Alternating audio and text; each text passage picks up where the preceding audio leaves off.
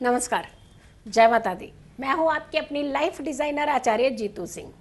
अप्रैल का महीना यानी संवत 2078 भी शुरू होगा। अप्रैल के महीने में हिंदू कैलेंडर का नया साल कहते हैं इसे, लेकिन साथ के साथ बहुत सारे ग्रहों के चेंजेस भी हैं और तो और बहुत सारे त्यौहार यानी जिसमें तिथियों का खास करके ध्यान रखने की ज़रूरत होती है कि कौन सी तिथि पर किस त्यौहार को आपको मनाना चाहिए।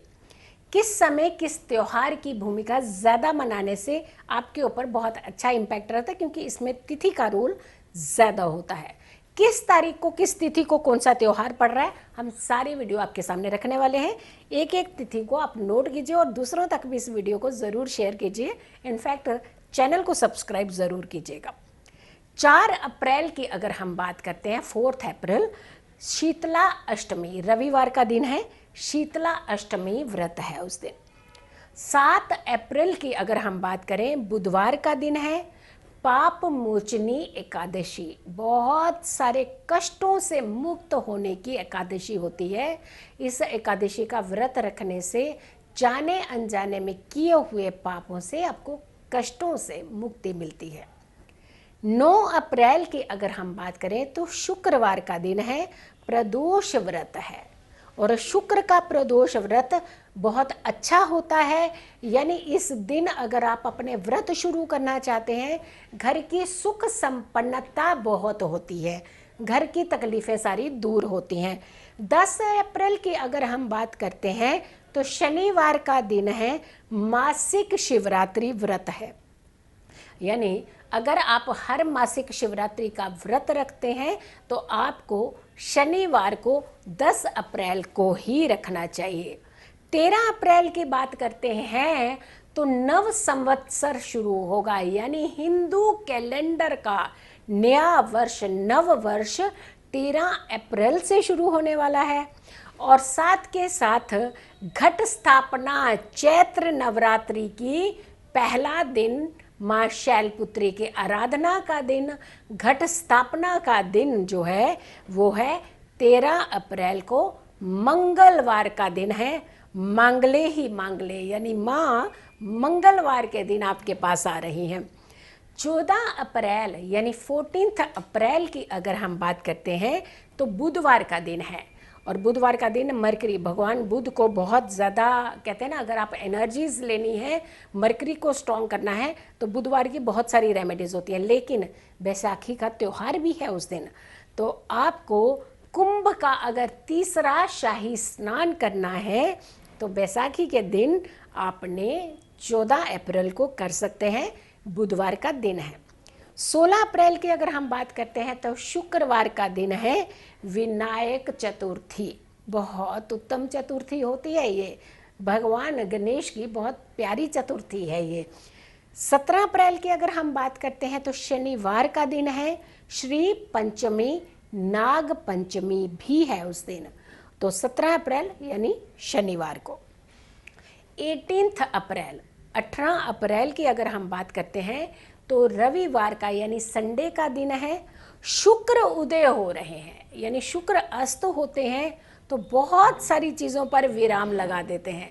शुक्र अस्त होते हैं तो शादियां नहीं होने देने देते हैं, तो शुक्र उदय होने का मतलब बहुत सारी चीज़ें आप कर सकते हैं वहाँ से। 20 अप्रैल की अगर हम बात करते हैं तो मंगलवार का दिन है और दुर्गा अष्टमी का व्रत है।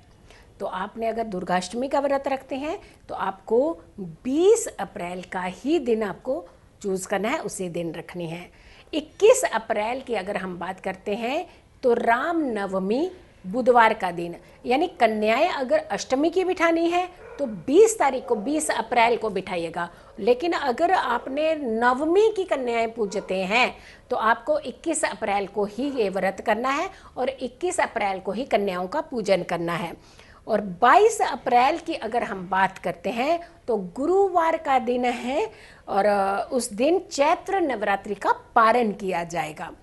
23 अप्रैल की अगर हम बात करते हैं तो शुक्रवार का दिन है, फ्राइडे का दिन है, कामदा एकादशी है उस दिन।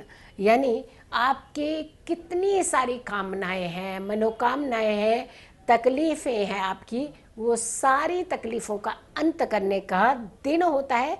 ये एकादशी व्रत होता है। 24 अप्रैल की अगर हम बात करते हैं तो शनिवार का दिन है, शनि प्रदोष व्रत है।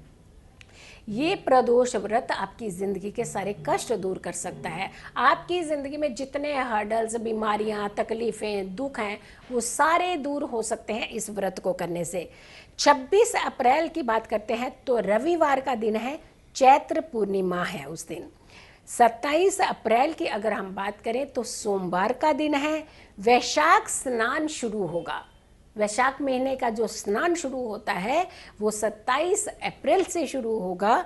और 28 अप्रैल की अगर हम बात करते हैं तो मंगलवार का दिन है, तो कृष्ण पक्ष वहाँ से शुरू हो जाएगा। वैशाख कृष्ण पक्ष की शुरुआत 28 अप्रैल से मंगलवार के दिन से हो रही है। 30 अप्रैल की अगर हम बात करते हैं तो शुक्रवार का दिन है, श्री गणेश चतुर्थी व्रत है, संकष्टी चतुर्थी व्रत है। तो देखा आपने, ये पूरा पंचांग पूरी तिथियों के अनुसार हर एक तिथि, हर एक त्योहार हमने आप तक पहुंचा दी है। जो भी आपने व्रत करना है, जो भी आपने पूजाएं पाठ करनी है, वो आप तिथि अनुसार, दिन का अनुसार हमने बता दिया आपको। बहुत ही डिफाइन तरीके से आप तक पहुंचाई है सारी चीज़ें, और आप इसी को फॉलो करते हुए ही अपने त्यौहार, अपने रिचुअल्स जो है वो कर सकते हैं। आप लोगों ने मेरे चैनल को सब्सक्राइब किया है? अगर नहीं किया है तो चैनल को सब्सक्राइब ज़रूर कीजिएगा और नोटिफिकेशन ज़रूर ऑन कीजिएगा। जो बेल आइकन होता है उसे प्रेस कीजिए, ऑल में कन्वर्ट कीजिए, ताकि जितने भी वीडियोस हम डालें वो आप तक पहुंच जाए और आप खास करके उन वीडियोस के माध्यम से खूब सारा फ़ायदा ले सके, क्योंकि आपके लिए ही ये वीडियोस बनाई जाती हैं।